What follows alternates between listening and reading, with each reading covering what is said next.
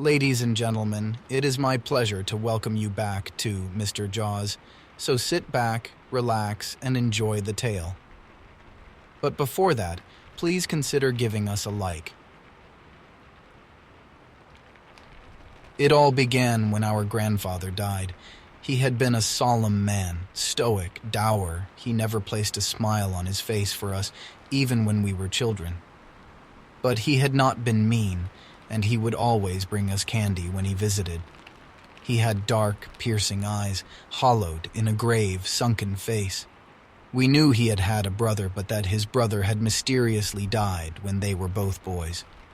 Our mother claimed she didn't know how he died and told us not to ask our grandfather. My younger brother and I used to tease that he was secretly a monster that devoured his brother and stray children. He only brings us sweets, we laughed, so as to fatten us up and make us taste good. Mother didn't like this talk and said that he was simply a lonely man. She had not been close to him.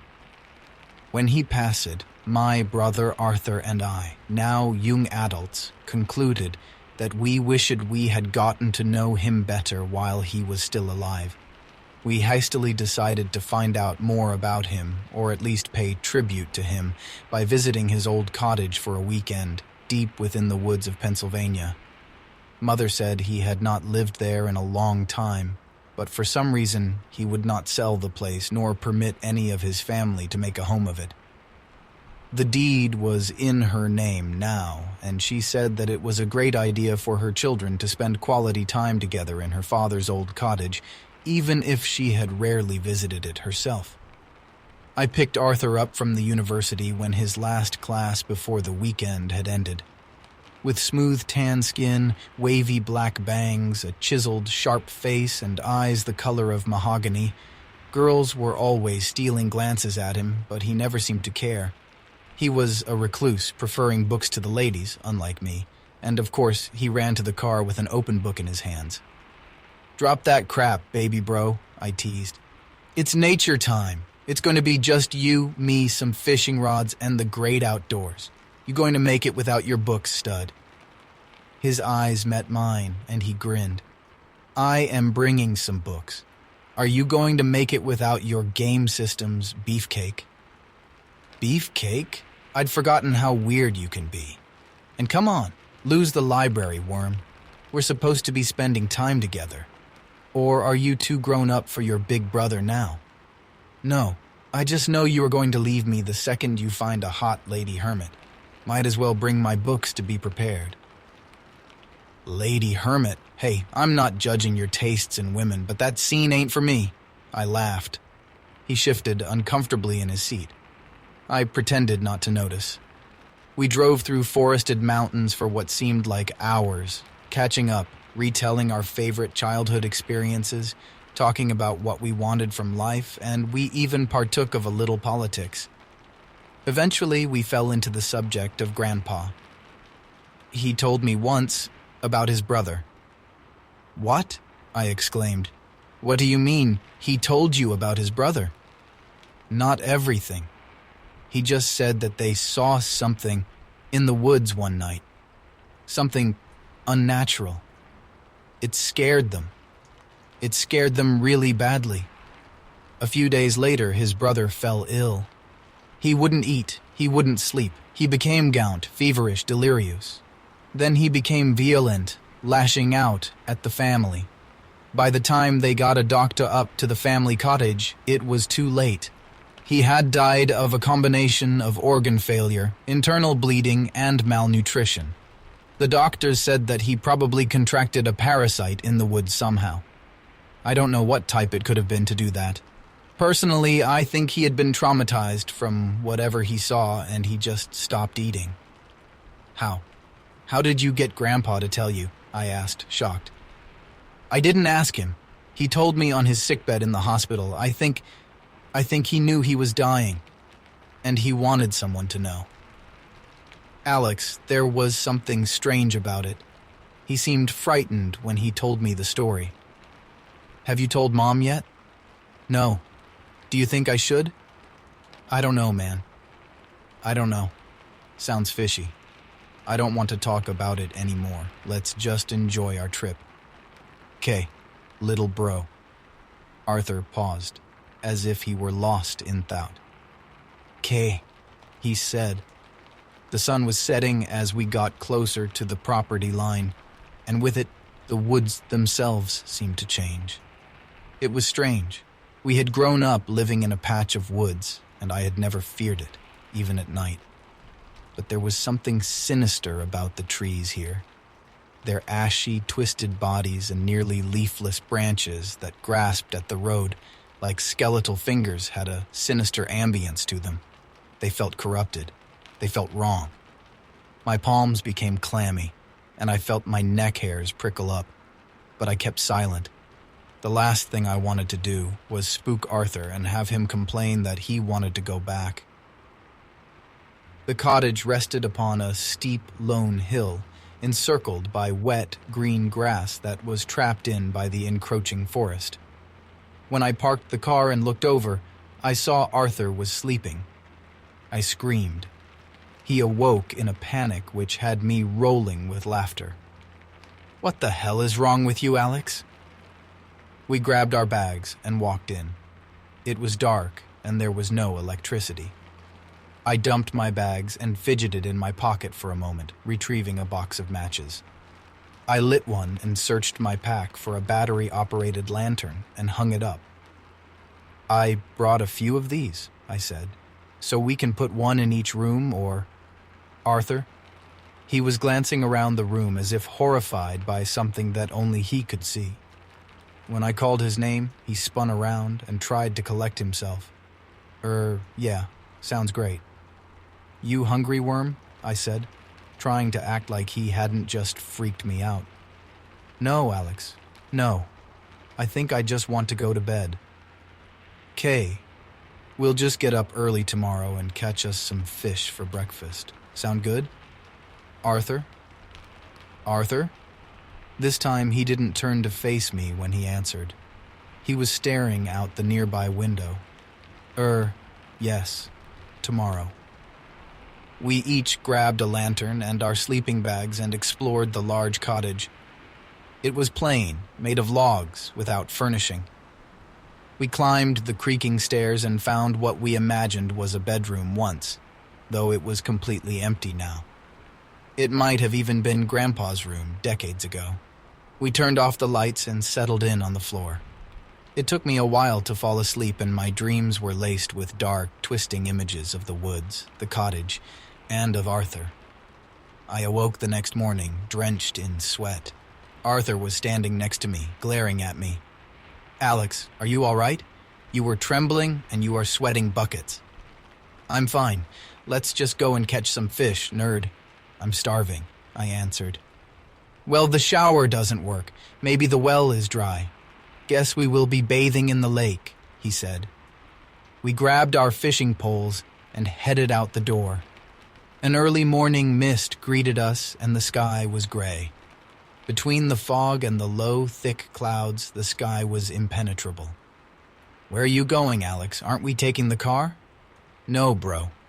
We said we were going to do this as naturally as possible. Besides, if I remember correctly, the road to the lake isn't that long of a walk anyway.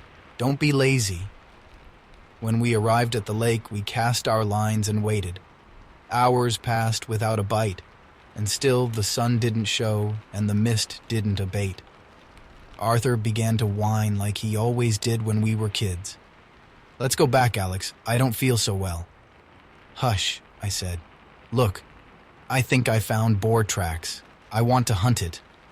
"Leave it alone. Boars are dangerous and you are too stupid to hunt it. And what would you even hunt it with? Your lucky Swiss Army knife?" I stared at the tracks. They looked like they had pools of blood in them. "Hey, I think there is something wrong with this boar. The tracks are covered in blood." "Great," said Arthur.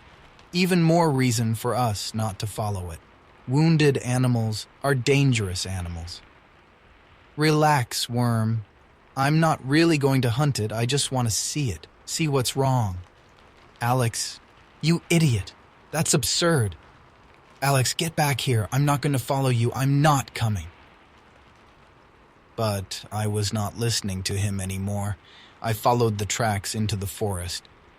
After a few minutes, I could no longer hear my brother's incessant nagging.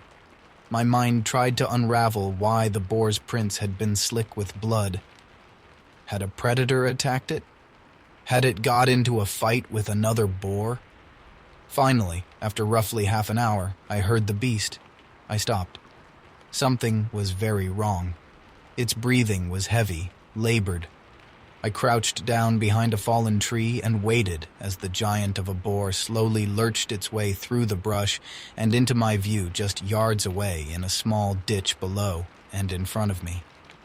He moved erratically, like a drunk person swaying from side to side. Although the boar was very tall and long, it was skeletally thin, with dark bruises all over its back and belly. His huge head swung back and forth, revealing broken amber tusks and a snout caked with dried blood. And its eyes made me want to scream.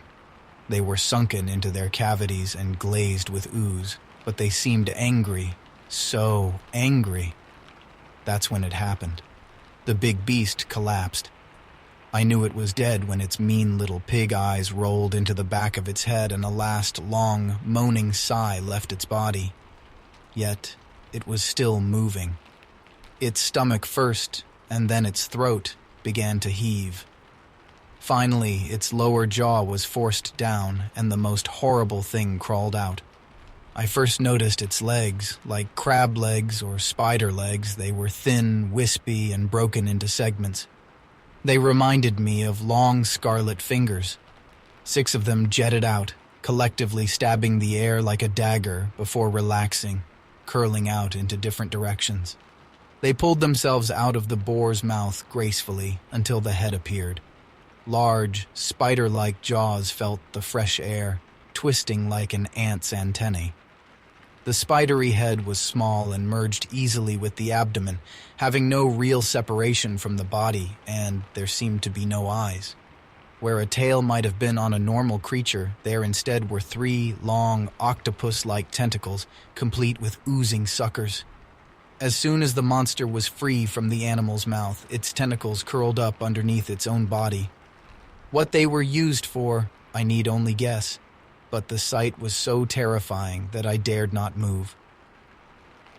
I estimated its total length, with tentacles stretched to be about 4 feet long, and although its narrow legs were easily 3 feet long themselves, they only held its body just barely off the ground, making it about a foot tall. It couldn't be from this world. "Alex!" The monster turned towards me as my brother was calling from directly behind me. Eyeless or not, it seemed to stare at me. It knew I was there. No, I thought. Go away, Arthur. Shut up and go away. Do not come here. Alex! The monster scuttled off into the shrubs behind it. I exhaled for the first time in what must have been an eternity. Alex, there you are. I've been looking for you for an hour. Let's go. I want to go back. I'm done with this stupid lake, this stupid forest. Okay, I croaked faintly, not looking away from the bushes. That's it? Just an okay? Not a stop whining, worm? Jesus, it's like someone nice snatched your body from you. Let's go back to the cabin, I said, tears welling in my eyes. I grabbed his arm and spun him around before he had a chance to witness the boar's corpse. We traveled quickly, gathering our rods without a word, and found ourselves at the cabin as the sun began to set. I went over to the car and thrust the key in, only to hear the engine sputter and die. The car was old, but it had never had issues before. Alex, shouldn't we get our stuff first? Arthur joked. God damn it, why won't it start? I screamed. Alex, it's fine. We will try again in the morning or else get help. We can't walk to the nearest town without sunlight. I'm not staying here another goddamn night, I shrieked. Alex, what happened to you out there? I said nothing. What could I say? With a sigh, I got out of the car and walked into the cabin. Once Arthur followed, I locked the door. Why did you do that? He asked nervously. Just help me check the windows. Make sure they are shut, all of them. When we finished, I threw myself onto my sleeping bag and turned away from my brother. He stood at the door for quite some time, obviously staring at me, before I finally heard him shuffle over to his own sleeping bag. Alex, I want to tell you something. It's about me, but you have to promise to not tell Mom. Not yet. Please. Alex. I pretended to be asleep. I didn't want to hear this. Not when the image of that monster was still fresh in my head. I would let him tell me tomorrow when I was rested and my fears had abated, and I could be supportive. I don't know how I found sleep that night, but eventually I was able to shove the thought of that parasite in the woods with its spindly legs, spidery fangs, and dripping tentacles from my mind. But I didn't stay asleep for long. I awoke in darkness to the sound of scuttling, which ended almost as quickly as it began. No, I imagined it. There's nothing there. But the noise returned. It's just a field mouse or a roach. God only knows how long this place has been abandoned. Anything could be living here. Anything. I fed myself these explanations, desperately holding on to any rational answer, anything that would keep me from confronting my darkest fears, which grasped at the outer reaches of my sanity. But the scuttling grew louder, closer. I could feel goosebumps growing up my spine.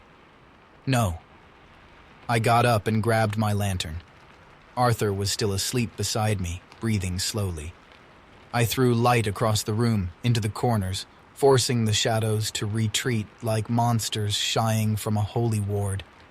There was nothing in the room. I waited like that for ages until I realized the noise had been gone for quite some time. It must have been just a mouse or bug. It had to be. I fell back on top of my blankets, and immediately my overwhelmed mind turned off. I awoke in darkness. There was a horrible creaking sound, like bones snapping. And then I heard labored, raspy breathing. "Arthur," I whispered. The breathing grew louder, deeper. I grabbed the lantern and flicked on the light. What I saw was the fabric of nightmares. Arthur was crouched in the corner in a puddle of blood, his arms shielding his face from the light, but they were bruised, purple, and black. A rib was clearly out of place, jutting out, almost ripping through the skin. When I called out to him again, his arms slowly fell away from his face. His face. It was no longer the handsome visage it had always been, no longer the familiar, smiling, loving face of my brother. His lips had burst open as if something had repeatedly slashed at them. His eyes had sunken in and become bloodshot, glazed with a strange goo. They seemed violent, and when he looked at me, I could not see Arthur in them. "No," I moaned. He launched at me. His hands forced themselves around my throat, and he begun to choke the life from me. I tried to wrench free, but he was too strong. Where did his strength come from? I punched him, kicked him, slashed at his face, but his grip only tightened. I was crying and trying desperately to suck in any air I could. My arms fumbled on the floor, searching for something, anything to hit him with, anything that would... My fingers closed around my pocket knife. I flung it open and slashed at him. His cuts bled down onto my face, stinging my eyes. I stabbed, puncturing his stomach. His grip loosened. I wrenched myself away, gasping. When I looked over, I saw Arthur on the floor, inanimate. "Arthur!" I cried. Scarlet legs burst from the wound, and out crawled the monster from hell. "I'll kill you!" I screamed, but it fled the room and into the hall. I ran over to Arthur. He wasn't breathing. I sobbed. "Arthur, I'm so sorry. I'm so sorry." I heard the wretched scuttling again, and fury overcame my fear. I threw open one of my bags and found a bottle of whiskey. With all my might, I threw it at the wall closest to the hall where it shattered. I lit a match. That was the last thing I remembered from that night. Now, as I face charges of arson and the murder of my brother, my mother begs me to tell the police anything about what happened. I lean over to whisper in her ear, I know what happened to Grandpa's brother." She stares at me, confused and horrified. "It came from the woods," I whispered. "It came from the woods."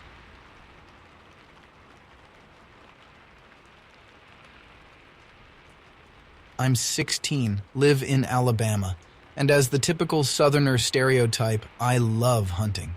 It's my passion, and I can't get enough of it. Something about the woods and the thrill of the hunt just satisfies me. Nothing out of the ordinary has happened on any of my other trips besides the one that I will describe. But before we get into my encounter, I think I should give a little background information. According to my mom, my dad would take me out with him when he went hunting on our private property when I was just a little guy, and then one day he suddenly just stopped hunting altogether. Like, completely done with it. He took down all the stuffed deer heads and skulls, etc., and tried to sell his guns. Luckily, my mom was able to talk him into letting me have one of them, a bolt-action rifle with a thermal scope, when I was old enough to be responsible with it. I didn't know why my dad did what he did, but I think I found out during the events of my story. My first hunt alone was when I was around 13 years old. I had previously gone with my best friend and his dad, but this time I wanted to try it by myself. My dad's old camouflaged treehouse was still intact deep in the woods, and I used that until I was older. Nowadays, it has pretty much fallen out of the tree due to my lack of actually trying to take care of it. So, I decided to make my own way of hunting. I had just turned 15 when I put my idea into action. I'd been playing a lot of Call of Duty lately, I still do to this day, and was obsessed with the idea of ghillie suits. For those that don't know what those are, it is basically a tactical form of camouflage used by military operators, mostly snipers, that are meant to disguise oneself completely by attaching various parts of the surrounding environment such as leaves, grass, or whatever was around to all areas of the body. It comes into play mostly when the user is laying down or hiding in a bush or other small foliage. If you want to see one, just Google it. Anyhow, on to our main story. I had managed to throw together a pretty good ghillie suit out of my dad's old hunting clothes and a bunch of leaves that I found outside.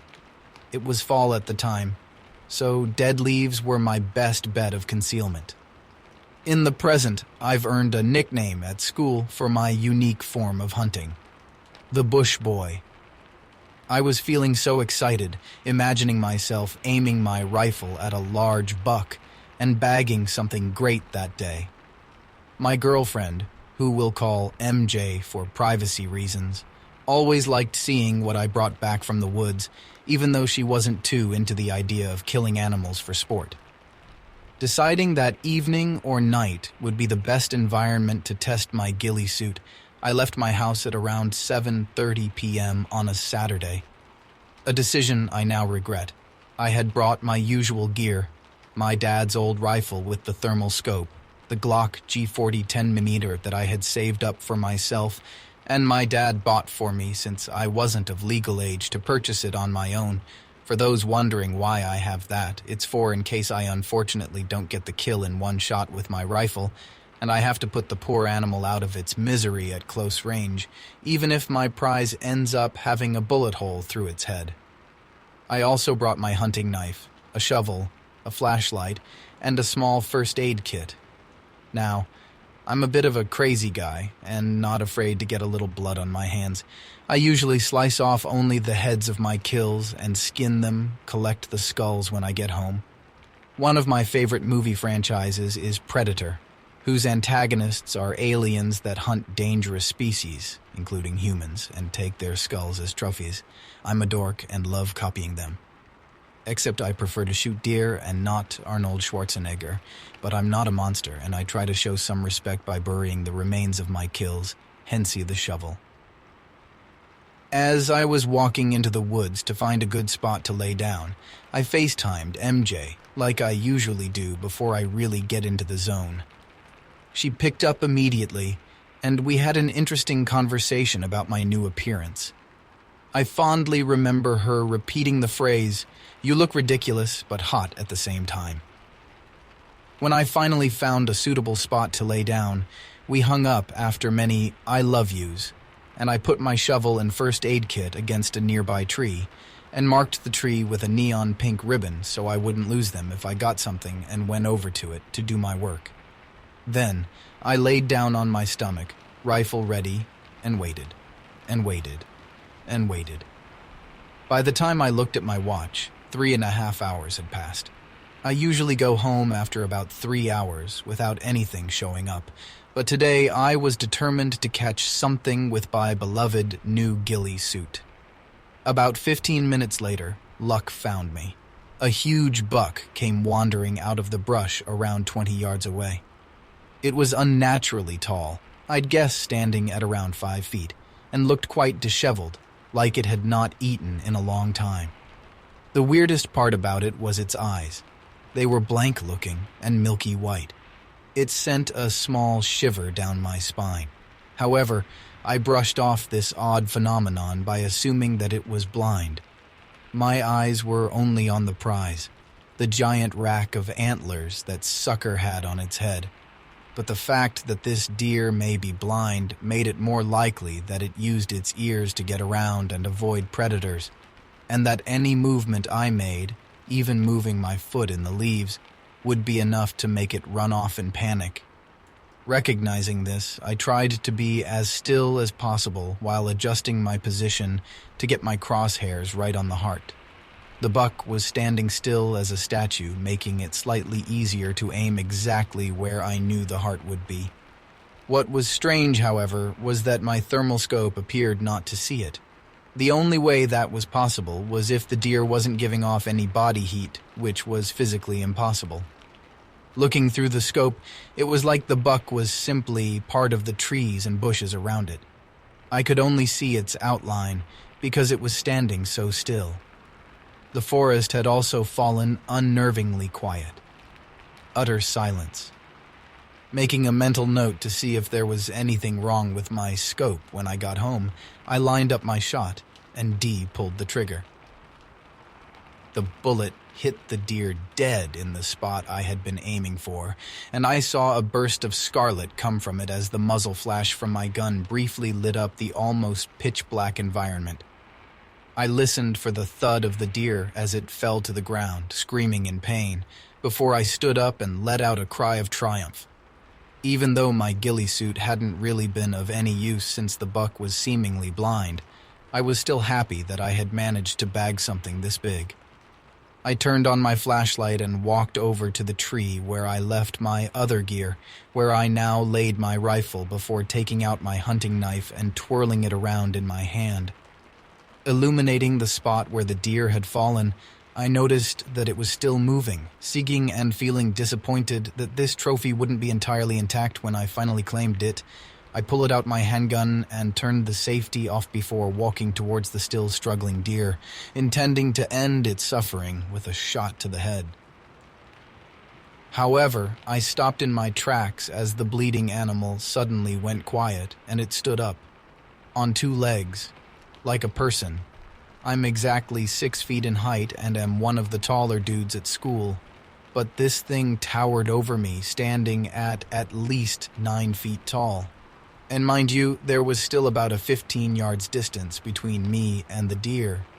Now looking closer, I observed that instead of hooves on its front legs, or hands, it had human-like hands that all ended in claws, stained with what appeared to be blood. I simply stood there looking up at this thing, dumbfounded and terrified at the abomination that stood before me. I couldn't move, I was so scared. I thought I was dreaming and squeezed my eyes shut to try and make myself up. But then the creature opened its mouth, revealing a set of huge and razor-sharp teeth and screeched. It was the most horrible noise I have ever heard in my entire life. It sounded like a combination of a younger woman screaming at the top of her lungs and a mountain lion's roar. I was still stuck where I stood, eyes wide. Suddenly, the thing fell back to all fours and started scuttling towards me like a spider. its body and head low to the ground.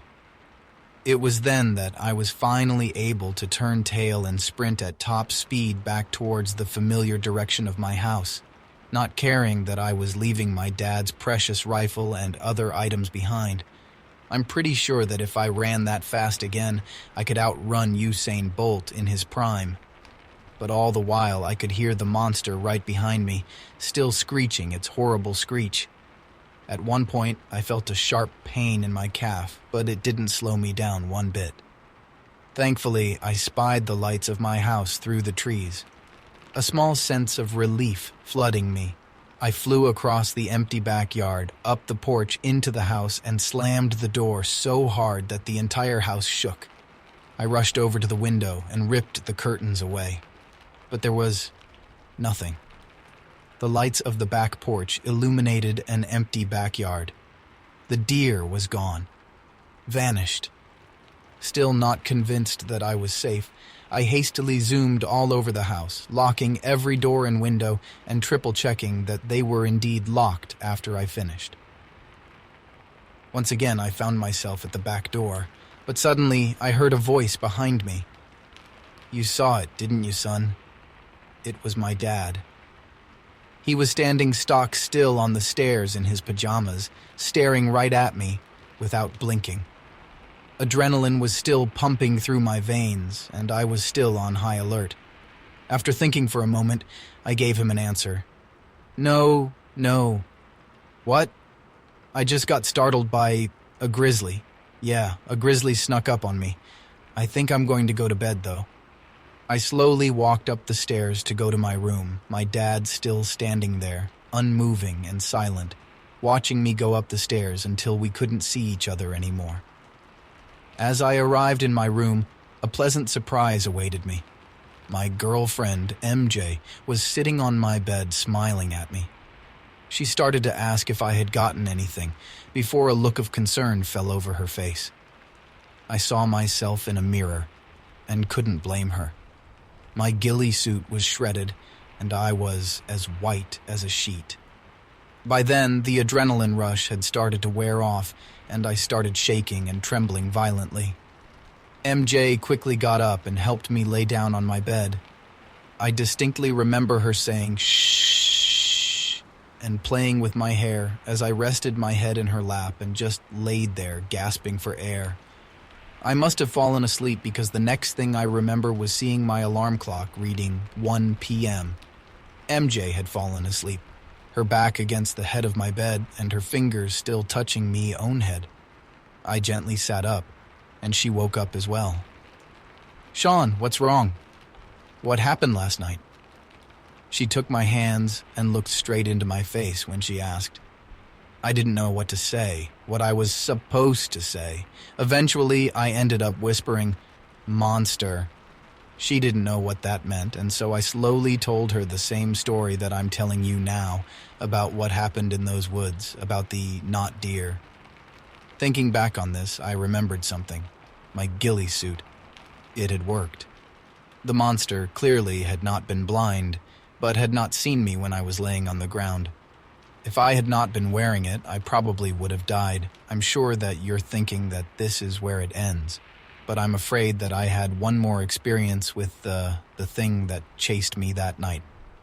Quite unfortunately, it happened the next evening, but this time I wasn't in the woods or alone. I was home alone with MJ. It was around 9 p.m. and my parents were out, likely at a party. MJ had stayed at my house for the day because she was still worried about me. We had just eaten dinner and were in my room, having our snuggle time. My calf was bandaged up because it turned out that the monster had managed to land a hit on me during our high-speed chase back to my house. It was a single scratch mark, but thankfully had not gone very deep. MJ and I turned out the lights and we went to bed, the sound of crickets and such lulling us to sleep. Around 15 minutes later, everything suddenly went quiet, like someone had pressed the mute button on the Earth's TV remote. The deathly silence that I now associate with the not deer.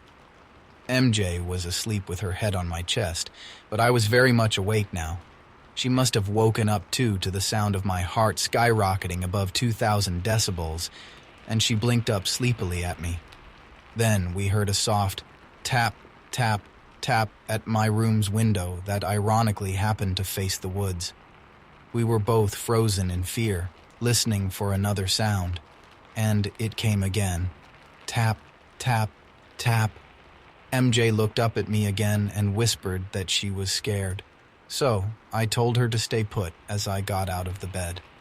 I'd left my unloaded Glock within arm's reach from the bed earlier in the morning, so I grabbed it, slipped the magazine in, and flipped off the safety. I crept towards the obscured window, dreading what I would find. Almost standing right in front of it, I peeked out of the crack between the curtains and saw what appeared to be an antler right outside the window. I quickly turned around and slammed my back against the window, realizing what was outside. MJ was looking at me with fear in her eyes, and all I could do was stare back at her. Then there was another tap, tap, tap at the window behind me before I heard a voice call my name from outside. It was MJ's voice. "Sean, come outside, Sean." It sounded exactly like her, but nothing like her at the same time. It was flat and emotionless. MJ was silently crying now, and panic whispering that it was not her speaking. Then the voice came again. "It's me, Sean. Come give me a kiss, Sean." By now, I had regained my confidence and decided that I had to do something to protect myself and my girlfriend before the creature outside got into the house. So, I turned around, raised my gun, and emptied the entire magazine through the window. It shattered, and I heard that god-awful screech again as I glimpsed the not deer scramble back into the woods and out of sight. I had to have hit it. I was 100% sure. But I was not going to take any chances, remembering that this thing had pretty much shrugged off a rifle round the previous night. So, I tossed the gun aside, grabbed MJ's arm, and went to hide in the attic. The only thing I remember afterward is my parents getting home around 2 in the morning and finding us hiding there. My mom was quite reasonably upset that I had shot my window out, but my dad was not. He seemed to know what had happened and went off to go order someone to replace the now destroyed window. MJ went home, and I couldn't blame her. It's been a year since this happened. MJ and I are still happily together, but we do not talk about what happened those 2 nights except when we are alone. I still go hunting with an improved ghillie suit, and I managed to recover the gear I had left in the woods during that fateful encounter. However, I always make sure that the deer I'm about to shoot is normal-sized, has normal eyes, and gives off body heat.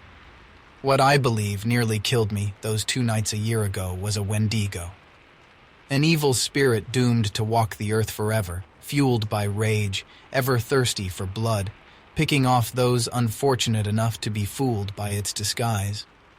I haven't seen the not deer again, and I don't particularly want to. But deep down, I know that one day it will appear again. When it does, I do not think it likely that I will escape it for a 3rd time.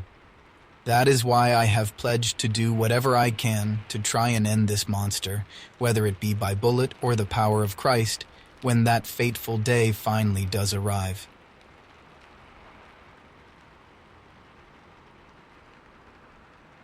A few days ago, I uprooted my entire existence and relocated to the southwest cape of Stewart Island, New Zealand.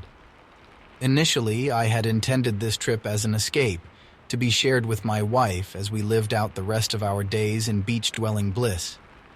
Yet, as we aged, I began fostering a general disdain for the direction that society seemed to have chosen for itself.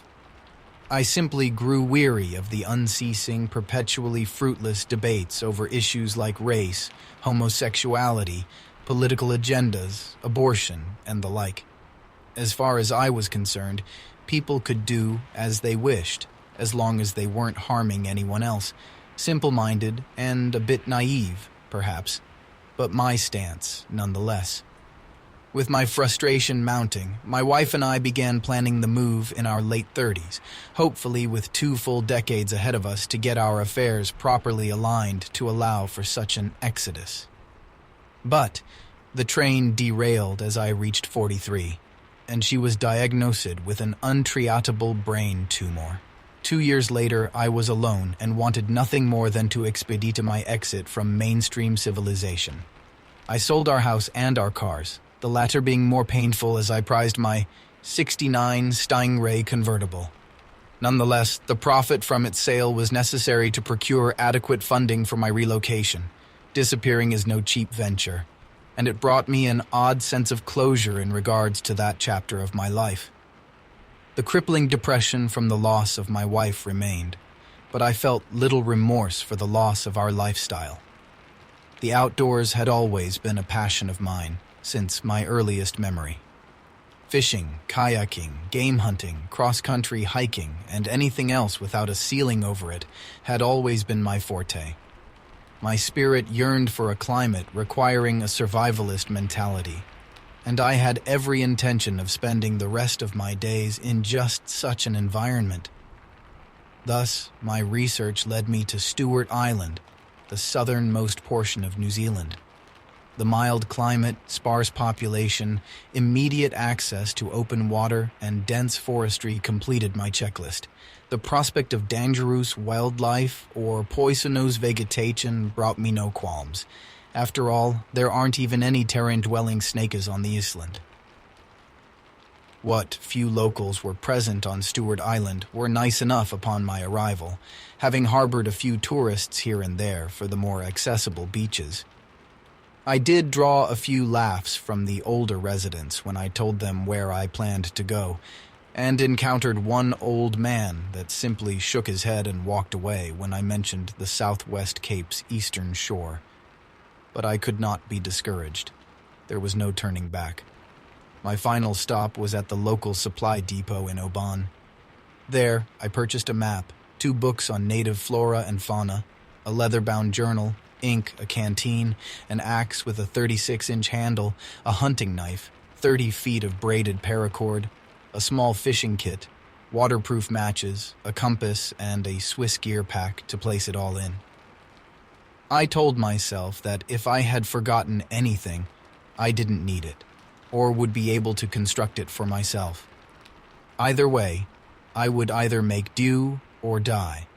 And although I wouldn't describe myself at the time as suicidal, death didn't seem such a horrible alternative. The hike to the Southwest Cape took me almost 3 days.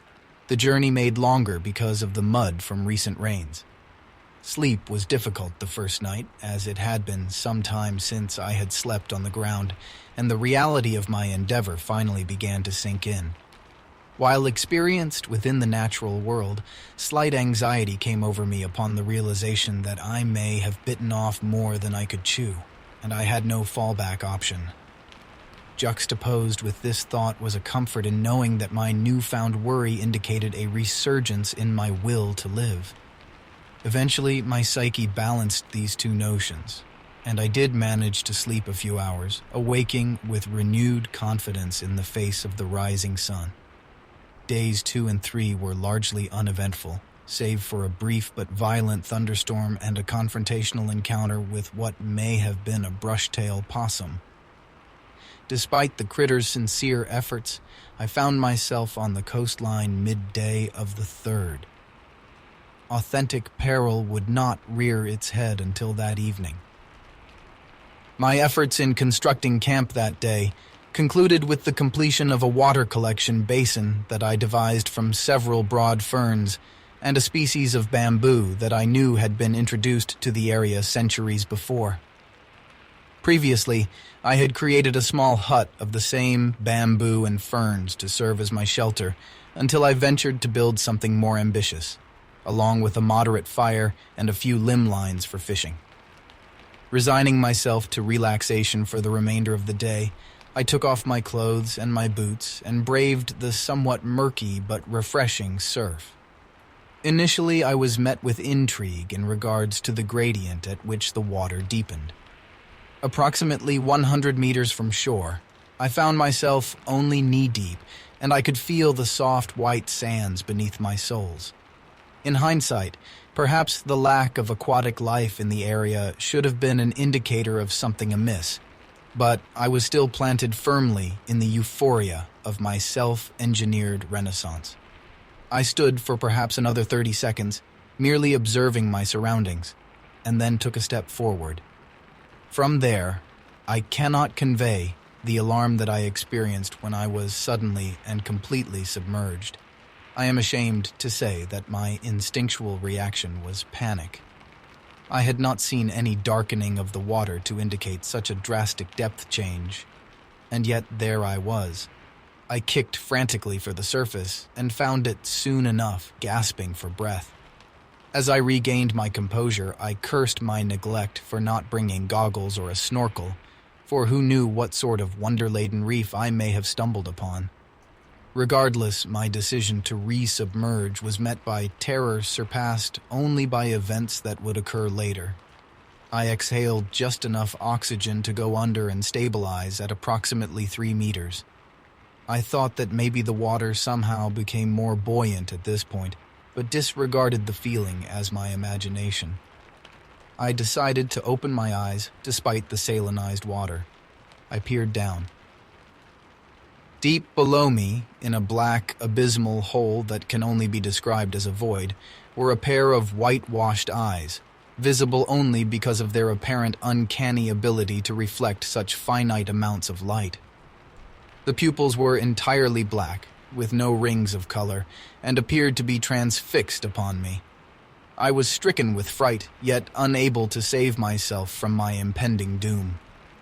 Entranced, I continued to stare downward, waiting for the appearance of some gaping hole of a mouth to inhale me into the terrible unknown of its insides. But the moment never came. I received, whether it was from some sort of telepathy or my own intuition, the distinct feeling that this mammoth creature wished to harm me in ways that man had never known, but something was holding it back. I could not fathom what could possibly be restraining the beast, its size surely rivaling that of a submarine or battleship. My chest burning for air brought me back from my fearful marveling, and I tried desperately to swim to the surface, yet I still could not move. I remember only the taste of salt and stagnant water as I drifted into merciful unconsciousness, a strange pang of relief echoing in my thoughts. I awoke on the beach on what seemed to be the next morning, face up with a strand of kelp around my midsection and a feeling not unlike a hangover. I jolted upward, aggravating my headache, but deeming it more important to scan the water for the creature. I spied nothing but the crashing waves and scattered fragments of driftwood. I collapsed back onto the sand and gazed into the overcast sky, edging on delirium and only capable of thinking of the eyes. Oh God, the eyes. After an eternity of contemplation, I found the motivation to rise and attempt to carry on. I could find no rational explanation short of some strange hallucination, but could recall nothing that would have caused it. Throughout the day, my intellect continued to pull me towards the multitudes of legends and unsolved mysteries of the unexplored sea unknown sounds captured on tape, megalodon sharks, Jules Verne novels, the Bermuda Triangle, and others similar. Nothing I could fathom satisfied me, and I despaired, with no discernible reason as to why I did not abandon my supposed slice of paradise, and a dull anxiety that persisted for the remainder of the day. I cut my fishing lines, simultaneously knowing that they would yield nothing, while also fearing what may be present at their ends. It was then that I realized I had witnessed not a single marine life form. My fire had smoldered to ashes, so I replenished it, gathering driftwood from the beach and dried foliage from the tree line, all the while keeping a wary eye on the water, awaiting the appalling eyes that resided below the surface. On that day, they made no appearance. Finally satisfied with the day's accomplishments, I checked my traps, another brushtail possum and something resembling a kiwi, and trudged back to the shoreline campsite. I had actually managed to wholly put the day before out of mind until I looked to the eastern horizon. In the sun's late glow, I stared yet again at it, this time with its eyes and a portion of its massive head breaching the surface. The eyes maintained their washed-out quality, despite reflecting the incoming sunset, and now, with some reference, I could see the thing was much larger than I had originally estimated. Its scalp appeared cephalopodine in nature, with a wet olive-green hue and likely a layer of some sort of plasmatic coating. Just beneath the water's now churning surface, I could distinguish at least 8 serpentine masses, seeming to extend from the head, writhing together with some form of lateral undulation. As before, I could not move. Sometime during this, I fell to my knees, not out of dumbfounded dread, but some instinctual need to kneel, as if before royalty. I don't recall being explicitly told to do so, but I felt it an intelligent thing to do for the sake of my continuing to be. As I reached the ground, however, I again lost consciousness as the nightmare began to emerge, its mouth opening to reveal concentric rings of teeth and emitting a bellowing groan, akin to a great horn signaling battle. I awoke this time where I had fallen, with a mouthful of sand and that hungover feeling. There was a full moon, evocative of the thing's pale gaze. I was forced then to accept what I had seen as real. Upon awakening, I reluctantly went down to the water to rinse my mouth of the sand, but found it rancid, congealed with a layer of briny foam and the smell of decaying shellfish. There were great divides in the sand, as if something had been dragged. I returned to my collection basin and then noticed the collapsed trees and trampled undergrowth. A horrible notion struck me, and I ran back to the Emma, only to find it absent. I then thought for the first time that I had overstayed my welcome on Stewart Island. Quickly, I gathered what was left of my supplies back at the shoreline and began hiking northeast towards Oban at dawn, any hope of salvaging my adventure firmly severed. I would gladly resume my yuppie life in the States if it meant never having another encounter with the behemoth. For the first hour or two, I made excellent time, motivated by my panic and perhaps sufficient to cut a day from the duration of my hike. But I hadn't truly rested for days, and it began to take its toll. Sometime around noon, I leaned against a tree to rest. I despised stopping, yet slept almost instantly, my mind and body finally giving into fatigue. As I slept, I experienced what can only be described as a prophecy. I stood back in the water where I had fallen under, my back to the shore. I watched the black water as it progressed from fine bubbling to roiling. I could sense that I should wade towards land, but was unable to turn around. At last, I could see the eyes, still entrancing. As they rose to the surface, I again could smell the spoiled crustacean odor, and as the thing's head breached, I tried to scream, but could only gasp as I fell forward into the acrid turmoil of the monster's lair. Submerged, I opened my eyes and viewed the creature's arms and torso. It appeared oddly humanoid, but covered in scales and barnacles. Massive crabs skittered about on its skin, having made their homes in the various marine flora present there. It extended down into nothing, but continued to rise, its legs yet visible, as it became apparent that I could not comprehend the monstrosity's true size. I turned my attention to coming up for air and broke the surface. I awoke screaming and chilled, and with that my recount has come to an end. As I turn about and realize that somehow I am back at my campsite, a quote from an author who escapes me at the moment comes to mind. The most merciful thing in the world is the inability of the human mind to correlate all its contents. My waking cognizance suddenly comprehends the totality of what has transpired and is driving me mad. Somehow, what I have done here has awoken something that has been dormant for time immeasurable, and like me, it tires of the world as it is. It beckons me to help it escape.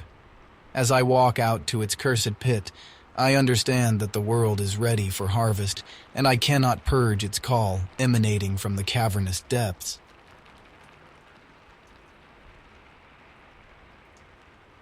This is a story about my wendigo encounter while hunting in the Ozarks of Missouri. This story takes place 4 years ago during the rifle season of 2019. At the time, I was 20 years old, about to turn 21. As a birthday present, my dad decided to go hunting with me. I was pleased by this because he's always busy, and I don't get to talk with him as much as I want to. So I spent the week before opening day and went to bed eagerly. That morning, though, I got a call from my mom. "Hey, daughter." I'm using daughter to not reveal my name. "Sorry, but your father has just came down sick. He said he isn't going to make the hunting trip." Naturally, I was upset by this and just got ready to go hunting after hanging up. I had, after all, spent all week preparing. It would be a waste not to go now. So I got ready, grabbed my rifle, and hopped in my pickup. When I got set up in my stand, it was pitch black out still, and decided to close my eyes for a bit. And for those non-hunters listening, you want to try and get out to your stand while it's still dark, when the deer are still hunkered down. That way you're not scaring them away. So I was sitting in the stand with my eyes closed.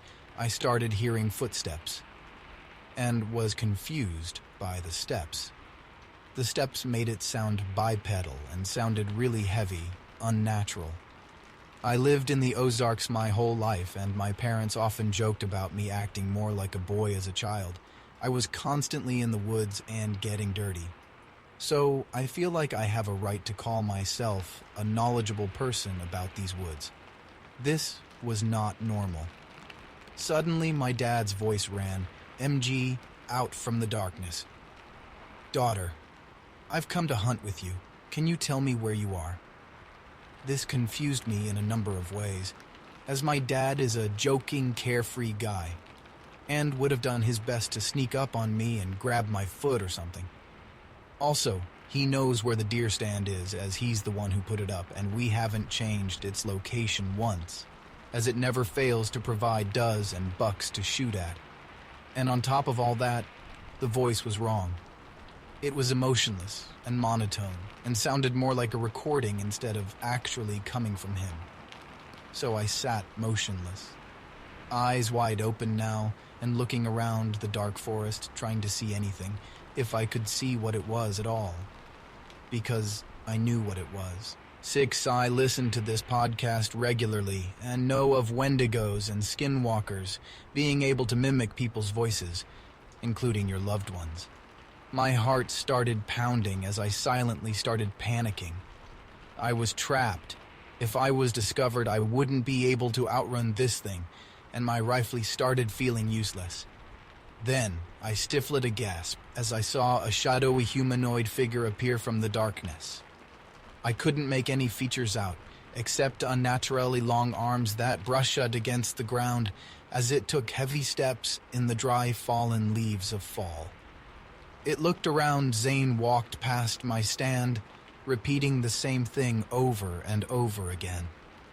"Daughter, I've come to hunt with you. Can you tell me where you are?" I stay in my tree stand long after the thing had passed, and I waited till the sun came up to get back to my truck. While I was walking through the forest, I felt like I was being watched, and I kept hearing sticks and branches break. It felt like hours before I got to my truck. I got in and quickly started it up. I looked into the rear-view mirror and now have a memory burned into my mind from that one look. A tall, pale figure, leaning out from behind a tree, watching me leave before letting out what sounded like an angry and unnatural scream. I then let go of the steering wheel and covered my ears instinctively before quickly grabbing it and jerking it to the right as I about hit a tree. My heart pounding in my chest, I drove back home where slowly recounted the events in my mind.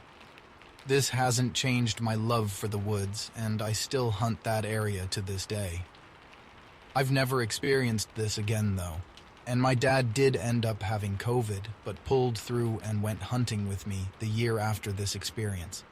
This is the first time sharing this story, as my parents have always just laughed when I talked about cryptic topics. So, as I write this, I feel like I'm taking a heavy weight off my shoulders. So I say this, no matter how well you think you know your woods or hunting area, just know that there is thing by a out there that can make you rethink your entire thoughts about your woods.